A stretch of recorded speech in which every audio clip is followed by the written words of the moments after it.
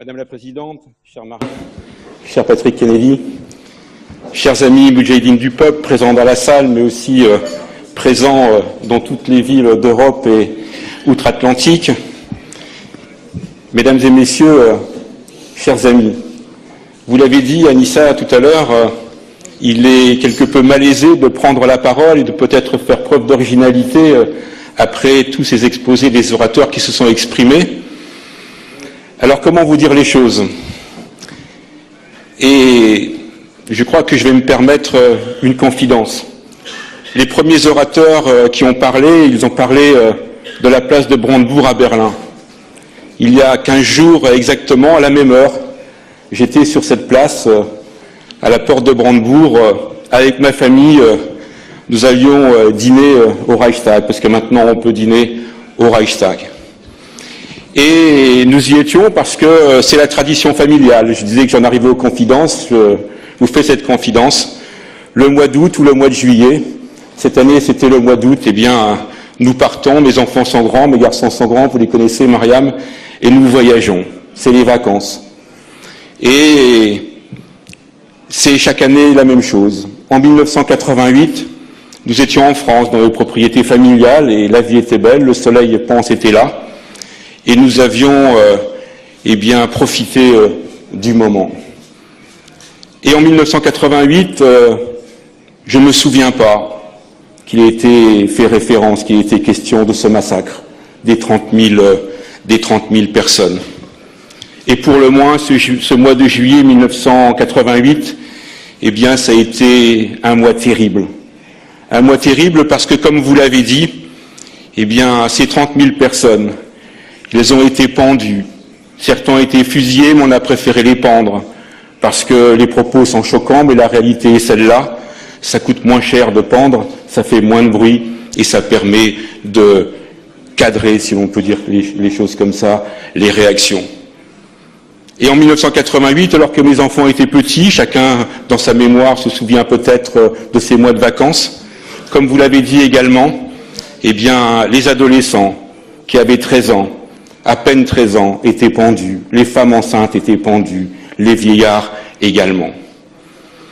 Eh bien, ce que nous avons vécu, ce que j'ai vécu, ce que je remémore ici, avec plaisir finalement, quand j'y pense à d'autres moments, de ces vacances, de ces moments doux en famille, eh bien, tous ces gens, toutes ces personnes n'ont pas eu cette chance.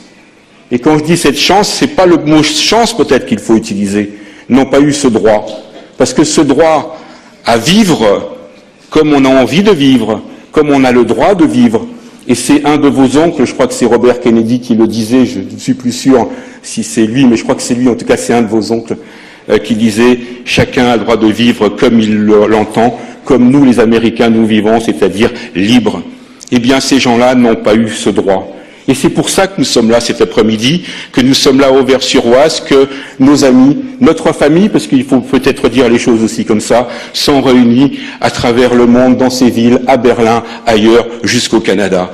Parce que nous sommes les combattants de la liberté, les amoureux de la liberté, parce qu'on n'a peut-être pas vocation, nous, à dire qu'on est des combattants de la liberté. On est aux États-Unis, c'est un pays sûr, on est en France, c'est un pays sûr, et il est facile de dire les choses, alors que, comme vous l'avez dit aussi les uns et les autres, c'est beaucoup moins facile, c'est beaucoup plus dangereux d'être un résistant en Iran, à Téhéran. Mais en tout cas, c'est pour ça que nous sommes là, parce que il faut se remémorer, il faut rendre hommage, et puis il faut demander des comptes.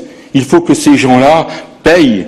Ils payent et qu'ils soient traduits devant les tribunaux, qu'ils soient sanctionnés, qu'ils soient punis et qu'ils soient punis lourdement. On ne les punira d'ailleurs jamais assez lourdement.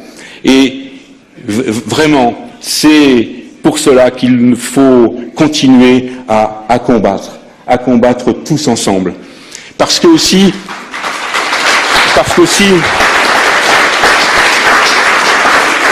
quand je disais que nous faisions partie de la même famille, ceux du camp de la liberté, des amoureux de la liberté, il y a peut-être un adjectif qui correspond au régime iranien, c'est le mot toxique. Il est dangereux, mais il est toxique, à un point qu'on n'imagine pas. Il est naturellement toxique, il est tyrannique pour l'Iran en tant que tel, pour le peuple iranien, bien sûr, mais il est aussi toxique, il est dangereux pour le Moyen-Orient tout entier, il est dangereux pour le monde tout entier.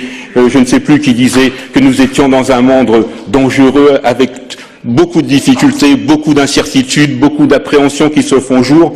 Eh bien, le régime iranien des mollahs est dangereux, parmi les dangereux, c'est un régime toxique dont il faut se débarrasser.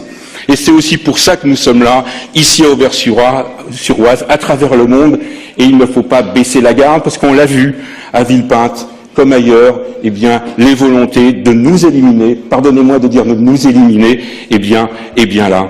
Alors, moi comme beaucoup, j'ai une affection particulière pour la famille Kennedy, et donc je vais peut-être paraphraser ce que disait Patrick Kennedy tout à l'heure, qui disait « Je suis un Iranien », eh bien, qu'ils nous permettent à notre tour.